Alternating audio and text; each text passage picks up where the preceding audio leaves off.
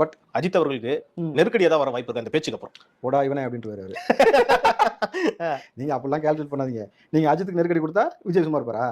இதுதான் நான் உங்களுக்கு கேட்கணும்னு நினைக்கிறேன். ஒரு பக்கம் வந்து இப்ப வாரியர்ஸ் ஒரு பக்கம் செம்மையா பேசிக்கிட்டு இருக்காங்க. இப்போ வந்து அஜித் ரசிகர்களும் அவங்க உள்ள பூந்து அடிச்சா என்ன ஆகும்? தம்பி, அஜித் ரசிகர்கள் எல்லாமே அஜித்தோட ரசிகர்கள், விஜயோட வாக்காளர்கள். ஓ, அஜித் ரசிகன் தாவேகா தொண்டன் அப்படிதான் இருக்கிறாங்க இப்போ. ஓகே. இப்போ நீங்க விஜய் அவர்கள் ஒரு பிரச்சாரத்துக்கு வரும்போது வாகனத்தில் பயணம் பண்ணும்போது அஜித் விஜய் அவர்கள் 2 பேரும் இருக்கக்கூடிய புகைப்படத்தை கொடுத்தாங்க. ஆமா, ஒரு ஃப்ரேம் கூட போட்டு கொடுத்தாங்க. வாங்கி அதில் பெருந்தன்மையா சைன் போட்டார்ல. ஏற்கனவே இவங்க சொல்லிருக்காங்க நாங்க 2 பேரும் நண்பர்கள் தான், நீங்க தான் வந்து ஏதோ ஆப்போசிட்ல நினைச்சிட்டு இருக்கீங்கன்ட்டு.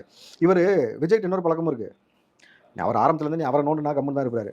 அவரை சார்ந்து இருக்கக்கூடிய நோண்டிங்கன்னு வச்சுங்களேன், பஸ்ட் அவுட் ஆயிருவாரு.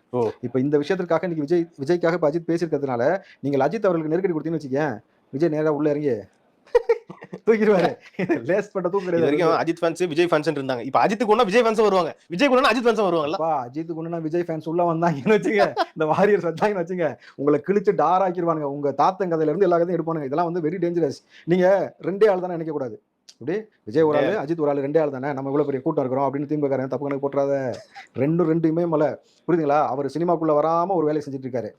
சாரி, அரசியலுக்குள்ள வராம அவர் பாட்டுக்கு அஜித் ஒரு வேலையை செஞ்சுட்டு இருக்காரு. ஆனா விஜய் அவர்கள் எதையும் பாப்பண்டா அப்படின்ட்டு அரசுக்குள்ள வந்திருக்காரு. எப்படி உன்னையும் பார்ப்பேன் எல்லாத்தையும் பார்ப்பேன்ட்டு வந்திருக்காரு. நீங்க ரொம்ப லேஸ் பண்ண நினைக்க கூடாது. விஜய் அவர்கள் வெறியோடு இருக்கிறார், எனக்கு நன்றாக தெரியும். இந்த கரூர் சம்பவத்துக்கு பிறகு இதற்கு அவருக்கு தெரியும், நம்ம எல்லாத்துக்கும் தெரியும் தம்பி, புரியுதுங்களா? விசாரணையில் இருக்கட்டும், நம்ம பேச வேண்டாம். ஆனா சம்பவம் நிச்சயமா இருக்குது.